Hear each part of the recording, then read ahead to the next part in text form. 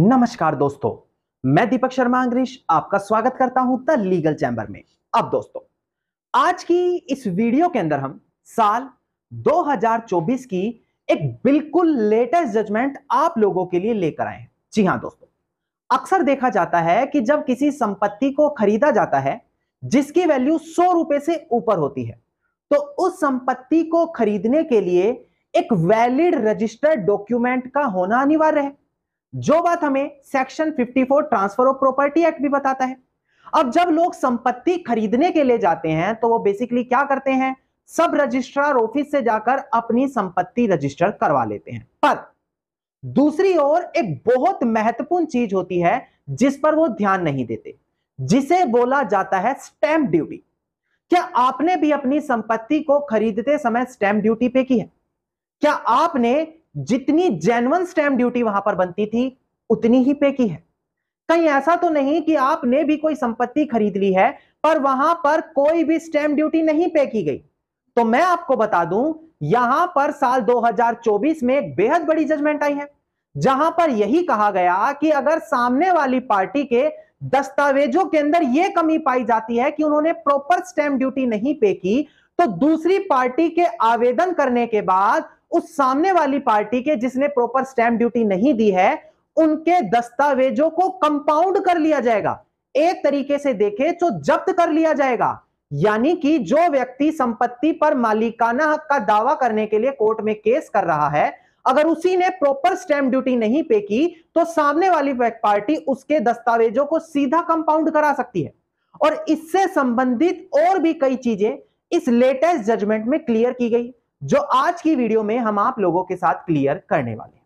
अब दोस्तों, अगर आप लोगों को हमारी ये वीडियोस अच्छी लगती है, अगर आप लोगों को हमारी तरफ से किए गए एफर्ट्स अच्छे लगते हैं, तो मेरा आप लोगों से अनुरोध है, इस वीडियो को आप लाइक जरूर करें, ज्यादा से ज्यादा शेयर जरूर करें और अपना वैल्यूएबल कमेंट सेक्शन में जरूर लिखें। तो चलिए दोस्तों, अब आज की इस वीडियो को हम ज्यादा लंबा ना करते हुए आज की इस वीडियो को स्टार्ट करते हैं।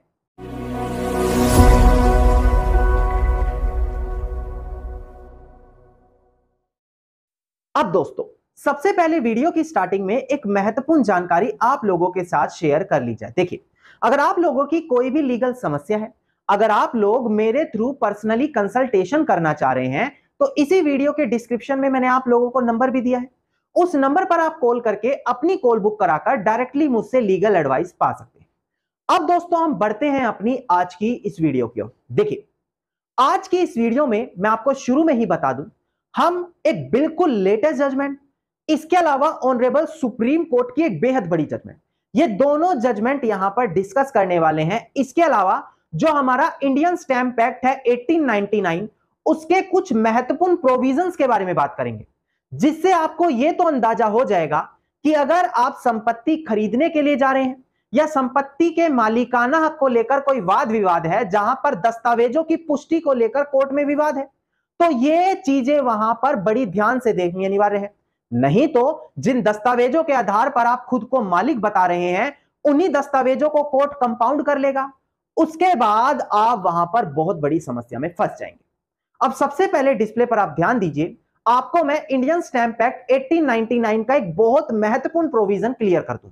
देखिएगा, हम बात कर रहे हैं section 33 of Indian stamp act, जो बात करता है एग्जामिनेशन एंड इंपाउंडिंग ऑफ इंस्ट्रूमेंट। यानी कि इंस्ट्रूमेंट का मतलब होता है डॉक्यूमेंट्स, कि डॉक्यूमेंट को एग्जामिन करो और उनको इंपाउंड कर लो, जब्त कर लो। इसका सब क्लोज 1 देखिएगा क्या कहता है, every person having by law and consent of the party authority to receive evidence. यानी कि हर वो व्यक्ति जिसको कानून के तहत पार्टी की कंसेंट के तहत अथॉरिटी है कि वो एविडेंस वहां पर ले सकता है।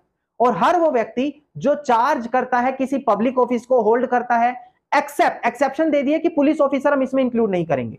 अगर कोई भी ऐसा पब्लिक ऑफिसर जिनके पास ये पावर है डॉक्यूमेंट को वेरीफाई करने की, एग्जामिन करने की, अगर उनके सामने कोई इंस्ट्रूमेंट यानी कि डॉक्यूमेंट प्रेजेंट किया गया और अगर उसको लगता है कि यहां पर वो जो डॉक्यूमेंट है वो प्रॉपरली तरीके से स्टैंप नहीं है, यानी कि प्रॉपर स्टैंप ड्यूटी उसमें नहीं पे की गई, तो उसको ये पावर है कि वो उस डॉक्यूमेंट को इंपाउंड कर लेगा। यानी कि आपका वो डॉक्यूमेंट जब्त कर लिया जाएगा। चाहे अब आप रिवेन्यू कोर्ट में हो, चाहे आप हमारे डिस्ट्रिक्ट कोर्ट में हो, हाई कोर्ट में हो, सुप्रीम कोर्ट में हो, अगर वहां पर जो अथॉरिटी बैठी है उसको पावर है, क्योंकि पावर होती है डॉक्यूमेंट एग्जामिन करने की, अगर आपके डॉक्यूमेंट प्रॉपरली स्टैंप्ड नहीं पाए गए तो अब आपके डॉक्यूमेंट जब्त कर लिए जाएंगे, इंपाउंड हो जाएंगे। और जिन दस्तावेजों पर आप अपना अधिकार जताकर खुद को मालिक घोषित करना चाह रहे थे, वही डॉक्यूमेंट अब आपके किसी काम के नहीं रहेंगे। अब आपको मैंने सबसे पहले प्रोविजन क्लियर किया कि कानून ही ये बात बोलता है। अब मैं आपको एक लेटेस्ट जजमेंट जो साल 2024 की आई है वो डिस्प्ले पर दिखाकर क्लियर कर देता हूं। पहले आप डिस्प्ले पर केस टाइटल देखिएगा, इसके बाद हम केस के फैक्ट्स आपको क्लियर करेंगे, फिर आपको बताते हैं कि आखिरकार इस लेटेस्ट जजमेंट में ऑनरेबल दिल्ली हाईकोर्ट ने क्या क्लियर किया। देखिएगा दोस्तों डिस्प्ले पर, देखिएगा केस टाइटल है हमारा MS celebration hotels and resort limited, जो प्रेजेंट केस में प्लेंटिफ है, versus MS Sartaj hotel apartments and villa private limited and others. और इसका ध्यान दीजिएगा, डेट ऑफ जजमेंट है 10 जून साल 2024, यानी कि जो मैंने बोला था बिल्कुल लेटेस्ट जजमेंट आप लोगों के लिए लेकर आया।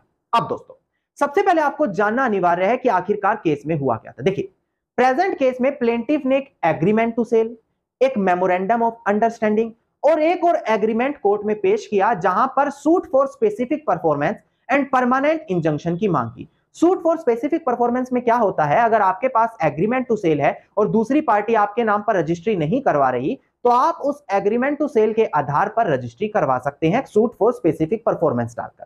अब प्लेंटिफ ने भी कोर्ट में यही दावा डाला कि दूसरी पार्टी यहां पर जो डिफेंडेंट है मेरे नाम पर रजिस्ट्री नहीं करा रहे, और कोर्ट से यही मांग करी कि मेरे नाम पर रजिस्ट्री कराई जाए। अब प्रेजेंट केस में डिफेंडेंट का क्लेम ये रहा, डिफेंडेंट नंबर 3 का, कि प्लेंटिफ ने जो डॉक्यूमेंट कोर्ट में प्रेजेंट किए हैं वो प्रॉपरली तरीके से, सफिशिएंटली तरीके से स्टैंप नहीं है, उनमें प्रॉपर स्टैंप ड्यूटी नहीं पे की गई। और ऐसी कंडीशन में सेक्शन 33 इंडियन स्टैंप एक्ट यही बोलता है कि ऐसे डॉक्यूमेंट को कंपाउंड कर लिया जाए।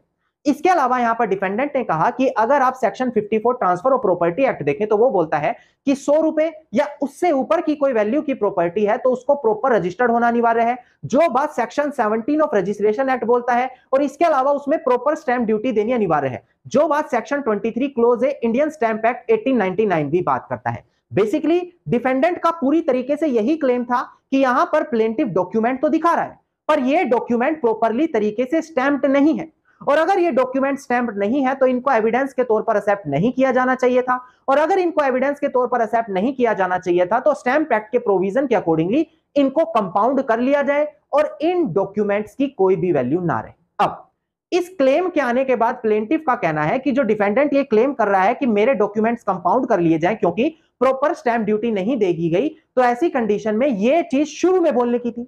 अगर एक बार मेरे डॉक्यूमेंट्स को एविडेंस के तौर पर एक्सेप्ट कर लिया गया तो अब इस स्टेज पर आकर आप मेरे डॉक्यूमेंट को कंपाउंड नहीं करा सकते। अब ऑनरेबल दिल्ली हाईकोर्ट ने यहां पर सारी चीजों को देखा, कुछ बड़ी रेलिवेंट जजमेंट का रेफरेंस लिया गया और आखिरी में ऑनरेबल दिल्ली हाईकोर्ट ने यही डिसीजन लिया कि अगर कोई ऐसा डॉक्यूमेंट हमारे सामने या किसी भी पर्टिकुलर कोर्ट के सामने जाता है जहां पर यही प्रोवाइड हो रहा है कि हां इनको प्रॉपरली स्टैम्प्ड नहीं किया गया, प्रॉपर स्टैंप ड्यूटी नहीं दी गई, तो ऐसी कंडीशन में उन डॉक्यूमेंट्स को तुरंत कंपाउंड कर लिया जाए।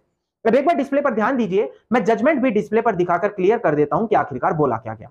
देखिएगा दोस्तों, देखिए ऑनरेबल दिल्ली हाईकोर्ट ने यही बोला कि जो भी डॉक्यूमेंट प्रॉपर स्टैम्प्ड होने चाहिए as per Indian stamp act, तभी उनको हम वैलिड डॉक्यूमेंट मानेंगे किसी प्रॉपर्टी को ट्रांसफर करने के लिए, और अगर उसमें प्रॉपर स्टैंप ड्यूटी नहीं है तो उनको वॉइड माना जाएगा, और अगर उनको वॉइड मान लिया गया, अवैध मान लिया गया, तो वो किसी भी प्रकार का राइट और इंटरेस्ट किसी भी पार्टी के फेवर में साबित नहीं करेगी। मतलब कि दोस्तों जिन डॉक्यूमेंट को आप अब अपनी ओनरशिप के डॉक्यूमेंट मांग रहे हैं, अगर उनको आपने प्रॉपरली स्टैम्प्ड नहीं करा रखा तो वो किसी भी प्रकार का राइट टाइटल आपके फेवर में साबित कर ही नहीं सकते। अगर आप भी खुद को ऐसी कंडीशन में पा रहे हैं तो अभी भी आपके पास टाइम है, जो कलेक्टर है रेवेन्यू स्टैंप्स के, उनके पास चले जाएं, उन डॉक्यूमेंट में जितनी भी स्टैंप ड्यूटी बनती है वो पे करें, साथ में पेनल्टी जो लगेगी वो पे कर दें, ताकि समय रहते आप अपना बड़ा नुकसान होने से बचा सकें। अब दोस्तों यह बात आ गई बिल्कुल लेटेस्ट जजमेंट की, जहां पर आपके डॉक्यूमेंट्स पर खतरा मंडरा रहा है।